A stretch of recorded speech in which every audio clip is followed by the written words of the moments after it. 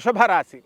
వృషభ రాశి వారికి ఆగస్టు నెల 2024 సంవత్సరానికి గాను మాసరాశి ఫలితాలు నేను ప్రొఫెసర్ డాక్టర్ ముల్లపూడి సత్యనారాయణమూర్తిని నేను మీకు తెలియజేస్తున్నాను. ముందుగా ఈ వృషభ రాశిలో జన్మంలో మనకి కుజ గురులు ఉన్నారు కాబట్టి ప్రతి పని కూడా ఈ యొక్క వృషభ రాశి వాళ్ళు చాలా ధైర్యంగా ముందుకి వెళ్ళడం అనేటటువంటిది జరుగుతుంది. తర్వాత క్యాలిక్యులేటెడ్ మైండ్తో మీరు అనుకున్నవన్నీ కూడా సాధించడం అనేటటువంటిది జరుగుతుంది. ఇకపోతే ఈ యొక్క వృషభ రాశి వారికి గ్రహస్థితి ఏ విధంగా ఉంటుందండి అని అంటే, మనకి గురుడు మే 1 నుంచి వృషభ రాశిలో ఉండడము, ఆ తర్వాత కుజుడు ఆగస్టు 26 తర్వాత వృషభ రాశి ప్రవేశము, బుధుడు ఆగస్టు 22 తర్వాత కర్కాటక రాశి ప్రవేశము, అలాగే రవి ఆగస్టు 16 తర్వాత సింహరాశి ప్రవేశము, అలాగే శుక్రుడు ఆగస్టు 25 తర్వాత మరి కన్యారాశి ప్రవేశము. కన్యారాశిలో ఆల్రెడీ మనకి కేతు ఉన్నాడు.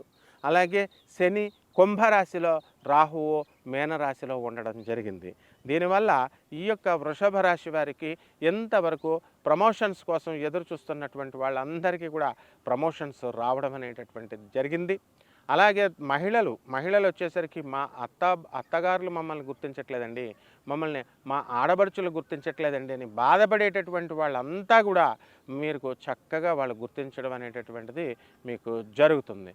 కాబట్టి ఈ యొక్క వృషభ రాశి వారికి మనకి వృత్తి, వ్యాపార, ఉద్యోగ విషయాల్లో చక్కటి రాణింపు కనబడుతుంది. మనకి ఎదుగుదల అనేటటువంటిది బ్రహ్మాండంగా ఉంది. మీరు కోరుకున్న చోట్లకి మీకు ట్రాన్స్ఫర్స్ రావడం జరుగుతోంది. ఇంతకుముందే మీకు గతంలోనే ప్రమోషన్స్ అనేటటువంటివి వచ్చినాయి. మరి ఎవరికైతే ప్రమోషన్స్ రాలేదో అటువంటి వాళ్ళు ఈ ప్రమోషన్స్ ఇప్పుడు ప్యానెల్లో ఉండడం అనేటటువంటిది జరుగుతుంది. రైతులకి బ్రహ్మాండమైనటువంటి మీరు పంట తీస్తారు.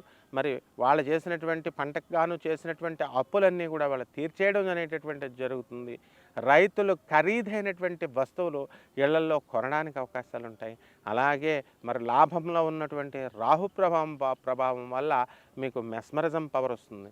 మీరు ఏది చెబితే అది మొత్తం అంతా కూడా వినడం జరుగుతుంది.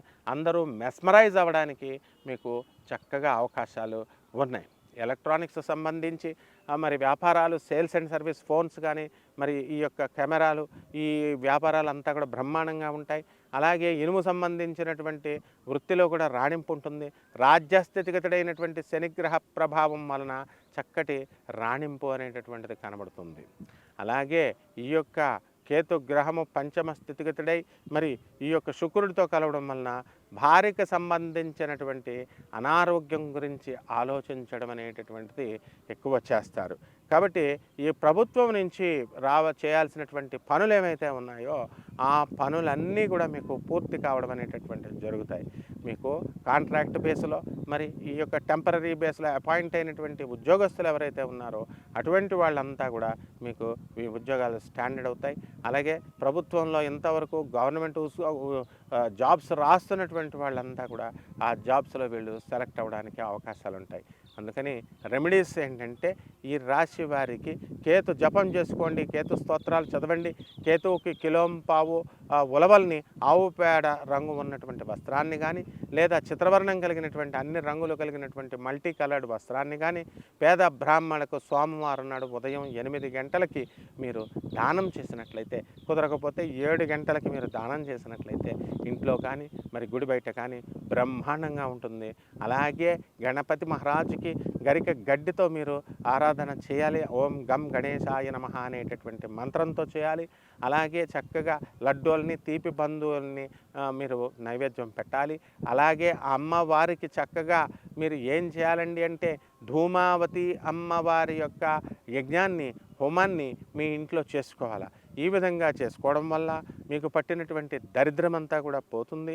ఆ తర్వాత చెడ్డ దుష్ట సహవాసాలన్నీ కూడా పోతాయి. దుర్వ్యసనాలు అనేటటువంటి తొలగింపబడతాయి. అలాగే ఈ యొక్క వృషభ రాశి వారికి ఈ స్త్రీల నుంచి పీడ అనేటటువంటిది కూడా పోతుంది. మనశ్శాంతి అనేటటువంటిది లభిస్తుంది. సకల సంపదలు కలిగి ఈ నెలంతా కూడా ఆగస్టు నెలలో బ్రహ్మాండంగా ఉంటుంది. శుభమస్తు.